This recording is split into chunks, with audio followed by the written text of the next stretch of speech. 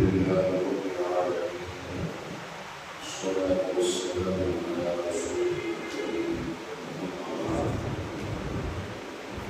اللهم اكفني بالحلال عن الحرام وأغنني بفضلك عن السوء. ایک دعا ہے جو نبی کریم صلی اللہ علیہ وسلم نے حضرت حکیم کو سکھائی تھی.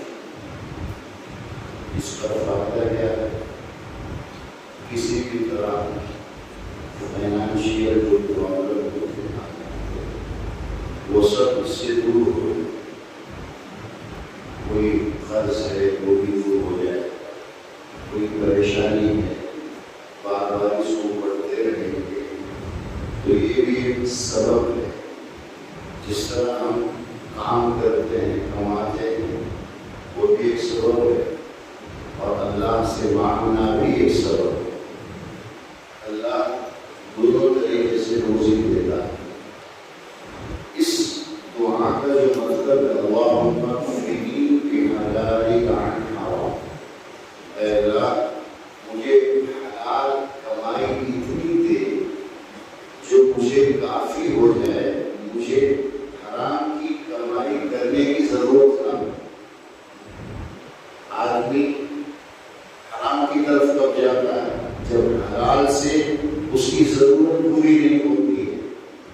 صبر کرے گا پھر پریشان ہوگا جائے.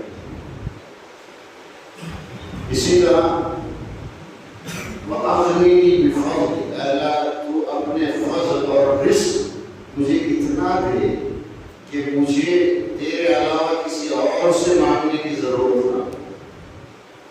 جب اس کا کام اسی سے پورا ہو جائے، اس کے کاروبار سے، اس کی نوکری سے اس کی ساری ضرورتیں پوری ہو، تو پھر کسی اور کے پاس کیوں مانگے؟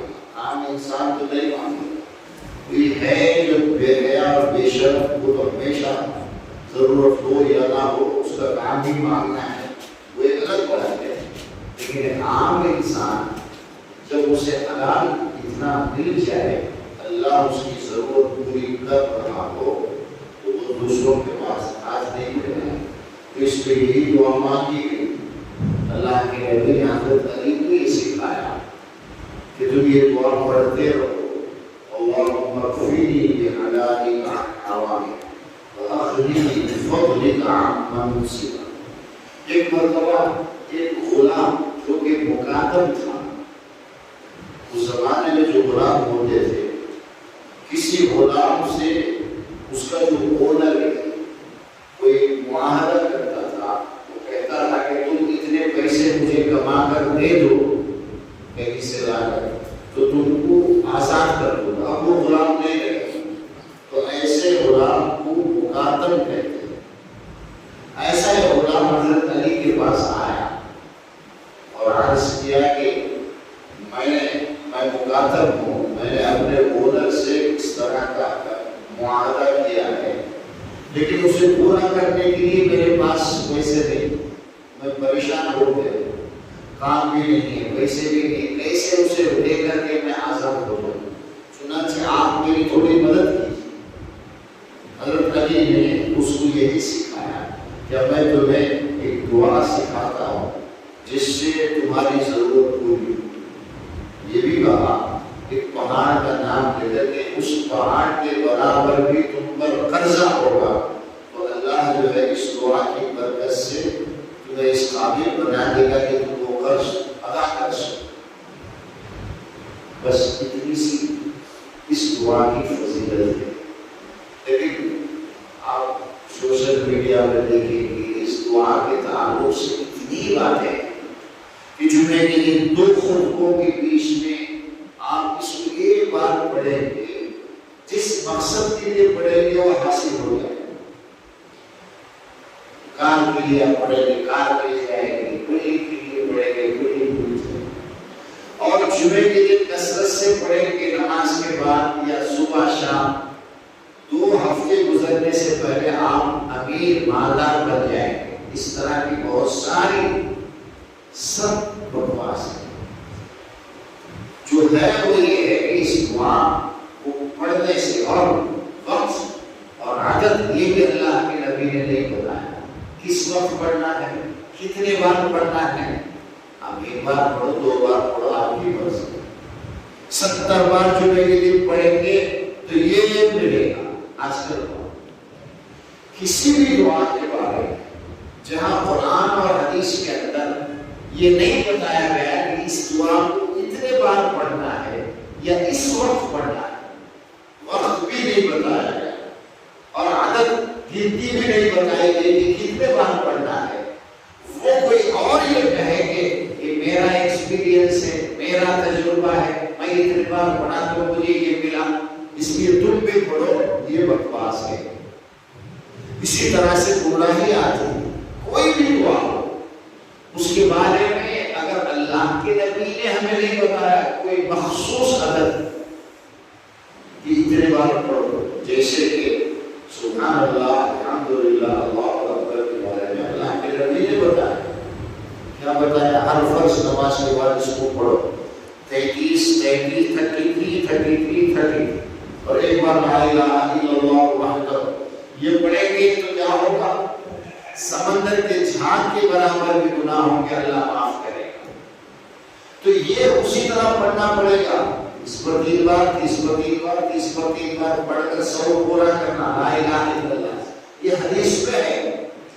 جس دعا آیت الکرسی ہر نماز کے بعد 1 بار، مغرب اور فجر کے بعد 3 بار، یہ حدیث میں ہے۔ اللہ کے نبی نے یہ بھی بتایا کہ کتنے بار پڑھنا ہے اور یہ بھی بتایا کہ کب پڑھنا ہے۔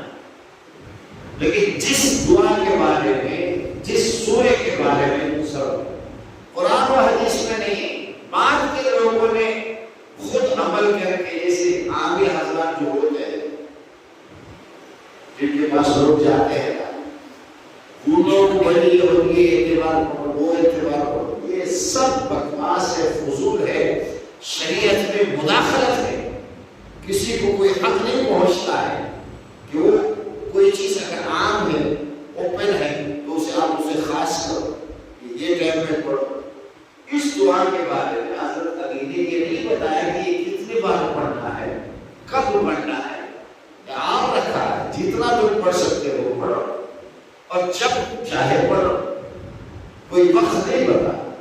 تو ہمیں بھی وقت نہیں، جس دعا کے بارے میں اگر قرآن و حدیث خاموش ہے، عام ہے، تو اسے عام بھی جنرل رکھنا چاہیے، اور جس کے بارے میں یہ بتایا کہ اس کو اتنے بار پڑھنا ہے تو اس کو اتنی بار پڑھنا ہے، اور جب پڑھنے کے لیے کہا اسی وقت پڑھنا ہے۔ وقت اور گنتی جو ہے وہ ہم اپنی طرف سے نہیں کر سکتے، بڑے سے بڑا انسان بھی نہیں کر سکتا ہے، اس سے فائدے کے بجائے نقصان زیادہ ہوتا ہے۔ آدمی یقین کرنے لگتا ہے ایک عام آدمی کی باتوں پر، یقین تو اللہ اور اس کے رسول کی باتوں پر کرنا ہے، اسی کا نام ایمان ہے۔ دوسروں کی باتوں پر یقین کرنا، اس پر عمل کرنا، یہ ایمان سے دور کرنے والی چیز ہے۔ اسے یاد رکھیں اور اس دعا کو اکثر ہم پڑھیں، کبھی بھی آپ پڑھ سکتے ہیں۔ اللہم اغفر لی بحلالک عن حرامک۔ آپ کے پاس کمائی زیادہ نہیں، آپ پڑھیے، اللہ برکت دے گا۔ کوئی پریشانی ہے، قرضہ ہے، دور نہیں ہو رہا ہے، کوئی کام ہے پورا نہیں ہو رہا ہے، اس بار بار پڑھتے رہے، کوئی عدد نہیں، جب یاد آیا آپ پڑھیے۔ نماز میں بھی آپ پڑھ سکتے ہیں، سجدوں میں، اتحیات کے بعد اس کو پڑھ سکتے ہیں، کبھی بھی آپ پڑھ سکتے ہیں، کوئی خاص وقت نہیں لگتا۔ یہ اللہ تبارک و تعالی ہمیں اللہ کے نبی کی ہر بات کو ان کے حساب سے عمل کرنے کی ہم کو اللہ توفیق دے۔ اپنے تجربے کر کے نئے لوگوں کو بتانا یہ سب غلط ہے، اس سے دین میں بگاڑ آتا ہے، اسی طرح سے تو دین برباد ہو رہا ہے۔ ہر آدمی اپنے حساب سے کچھ نہ کچھ بتانے کی کوشش کرتا ہے۔ دنیا کی چیزوں میں تم جو ہے محنت کرو، لوگوں کے فائدے کی چیزیں نکالو، دین میں نہیں۔ دین میں اگر کوئی نئی چیز لاؤ گے تو اسے بدعت کہا جاتا ہے، اور ہر بدعت گمراہی ہوتی ہے، اور گمراہی کا رزلٹ کیا ہے؟ اسے دوزخ میں جانا پڑتا ہے۔